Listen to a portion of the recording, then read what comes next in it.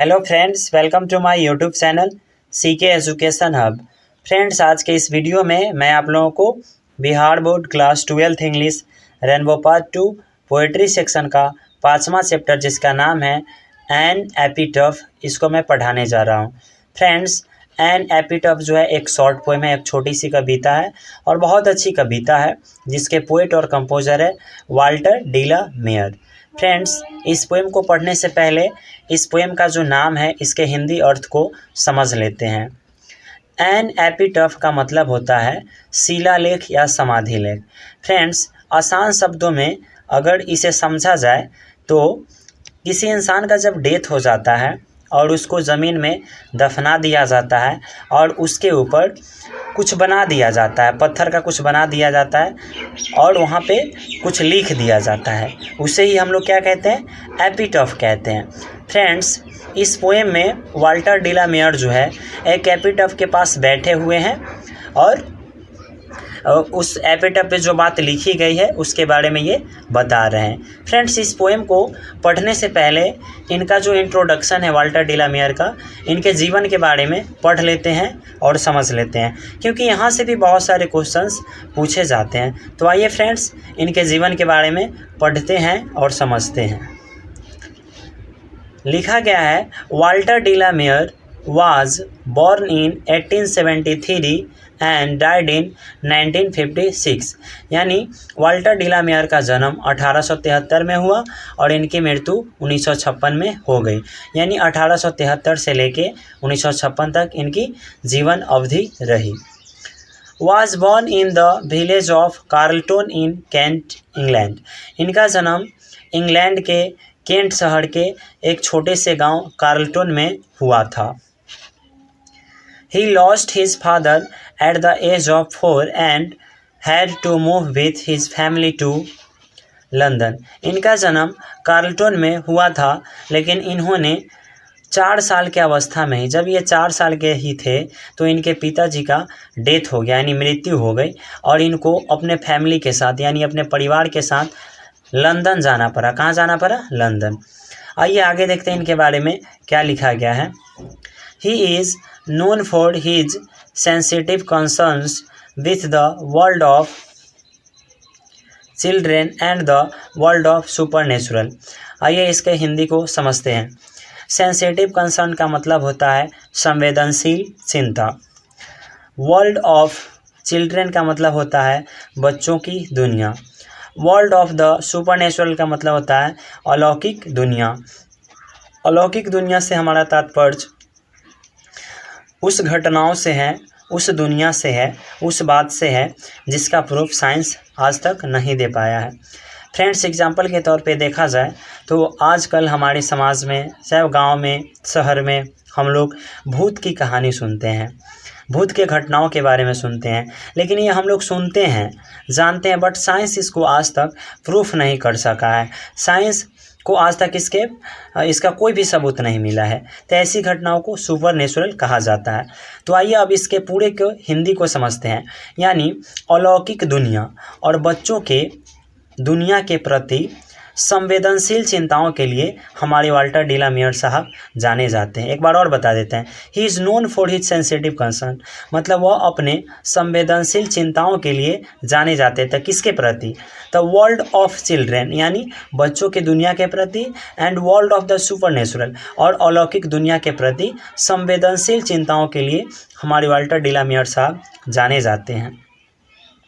आइए आगे देखते हैं इनके बारे में क्या लिखा गया है। इनके बारे में लिखा गया है, his songs for children and peacock pi depict world of dreams.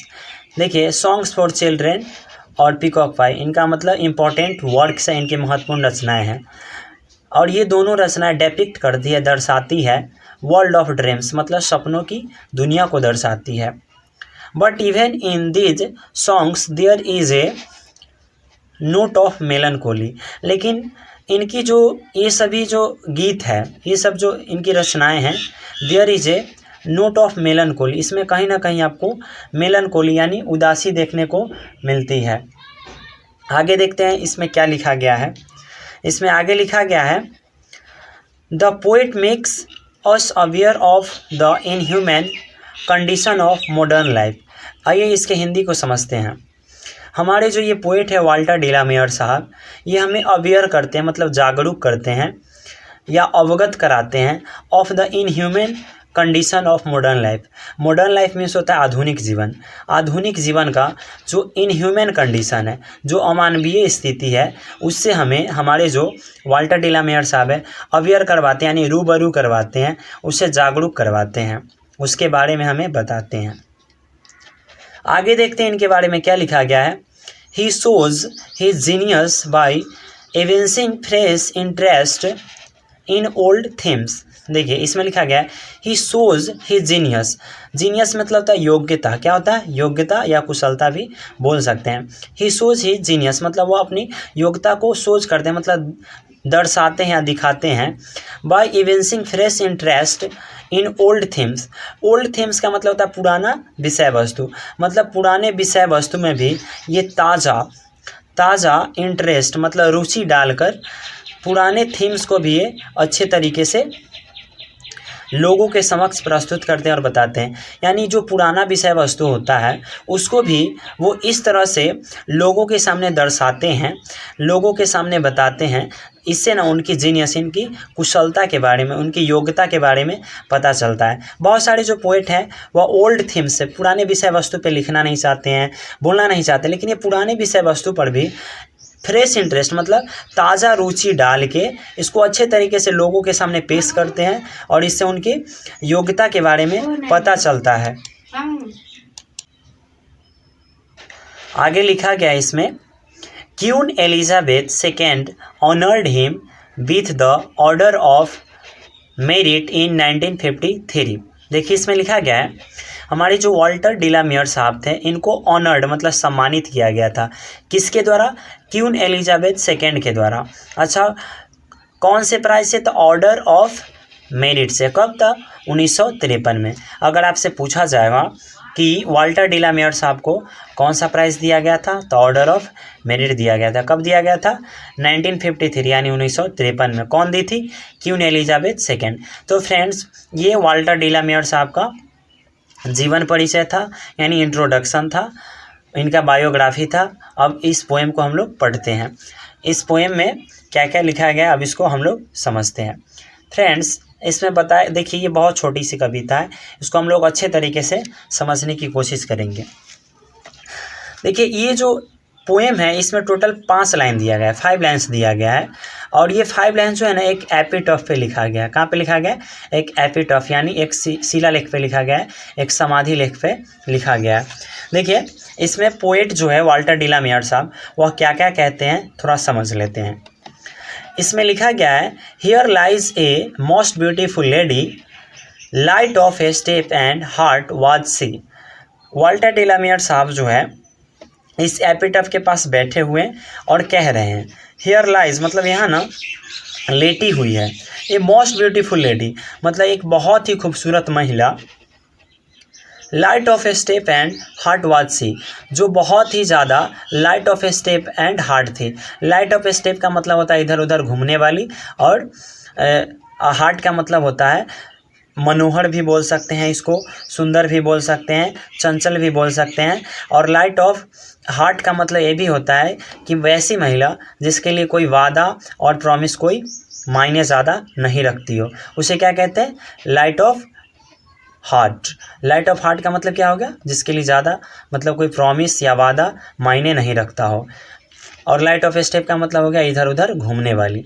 ये जो महिला थी बहुत ही ज़्यादा खूबसूरत थी और इधर उधर घूमने वाली महिला थी, इसके लिए किसी का भी वादा और प्रॉमिस मायने नहीं रखता था। वह किसी से भी कुछ कह देती थी और अगर कोई इसे कुछ बोलता था तो ये सुन लेती थी, प्रॉमिस कर लेती थी, लेकिन उस बात को ये मानती नहीं थी, बस ऐसे ही बोल देती थी, सुन लेती थी और इधर उधर घूमते रहती थी। ये बात कौन बता रहे हैं? वाल्टर डिलामेयर साहब।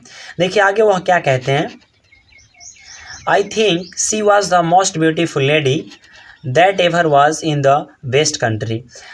वाल्टर डिलामेयर साहब का मानना है, वह ऐसा सोचते हैं, उनको ऐसा लगता है कि वो जो महिला थी ना शायद बहुत ही खूबसूरत महिला थी that ever was in the west country, जिसका जन्म कभी पश्चिमी देश में हुआ था। यानी पश्चिमी देश की वह सबसे खूबसूरत महिला थी, सबसे ज़्यादा खूबसूरत महिला थी। कौन?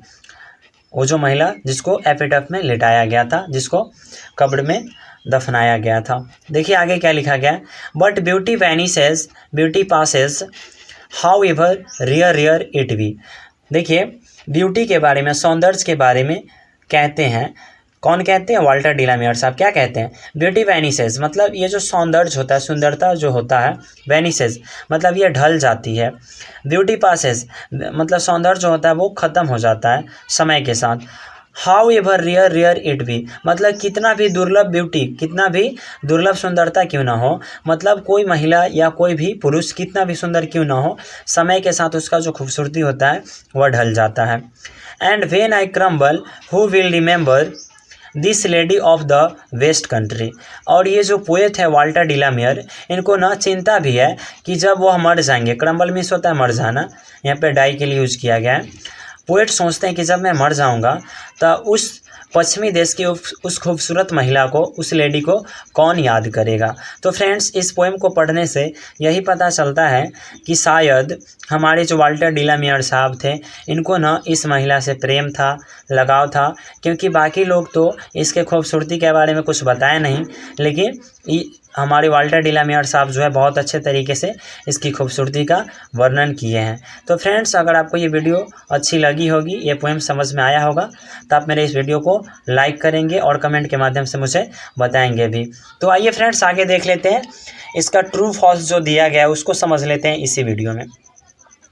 देखिए यहाँ पे लिखा गया है, read the following statements and write T for true and F for false. मतलब कुछ स्टेटमेंट्स दिया गया है, अगर ट्रू स्टेटमेंट्स होगा तो उसके लिए टी लिखना है और फॉल्स के लिए एफ लिखना है।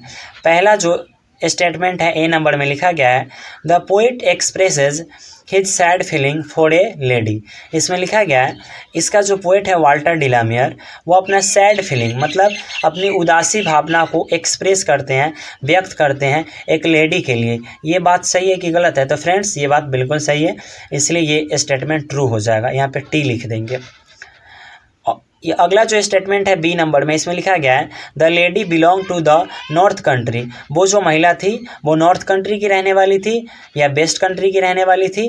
तो यहाँ पे ये जो स्टेटमेंट है बिल्कुल गलत है, वो वेस्ट कंट्री की रहने वाली महिला थी, यहाँ पे एफ लिख देंगे। अगला स्टेटमेंट नंबर सी है, इसमें पूछा जा रहा है, the poet considers her the most beautiful lady. मतलब ये जो पोएट है वाल्टर डिलामियर उस लेडी को सबसे ज़्यादा खूबसूरत महिला माने थे। तो ये बात बिल्कुल सही है, ये जो पोएट है वाल्टर डिलामियर साहब, इनको ना ये महिला सबसे ज़्यादा खूबसूरत लगी थी, यानी ये स्टेटमेंट ट्रू है, यहाँ पे टी लिख देंगे। स्टेटमेंट नंबर डी में लिखा गया, beauty remains for ever if we take proper care for it. इसमें लिखा गया सौंदर्य जो होता है वो हमेशा के लिए रह सकता है, कायम रह सकता है, अगर उसका प्रॉपर केयर, उचित देख रेख किया जाए। तो ये फॉल्स स्टेटमेंट है। आप कितना भी कुछ कर लो, क्रीम लगा लो, इरीम लगा लो, कुछ भी कर लो, प्लास्टिक सर्जरी करवा लो, फिर भी ये जो ब्यूटी होता है ये हमेशा के लिए नहीं रहता, एक दिन इसको ख़त्म होना ही होता है। तो ये फॉल्स स्टेटमेंट यहाँ पे एफ लिखेंगे। There are other persons who also know the lady. इसमें लिखा गया है कि मतलब और भी कोई दूसरा आदमी है, और भी कोई दूसरा व्यक्ति है जो उस महिला को जानता था। तो ये फॉल्स स्टेटमेंट यहाँ पे एफ लिख देंगे, ये गलत बात है। एफ नंबर में जो स्टेटमेंट है इसमें लिखा गया, the poet feels that after his death nobody will remember her. मतलब ये जो पोएट थे वाल्टर डिलामियर, इनको लगता था कि उनके मर जाने के बाद उस महिला को कोई भी याद नहीं करेगा। ये बात सही कि गलत? ये बिल्कुल सही है, ट्रू स्टेटमेंट है, इसलिए यहाँ पे टी लिखेंगे।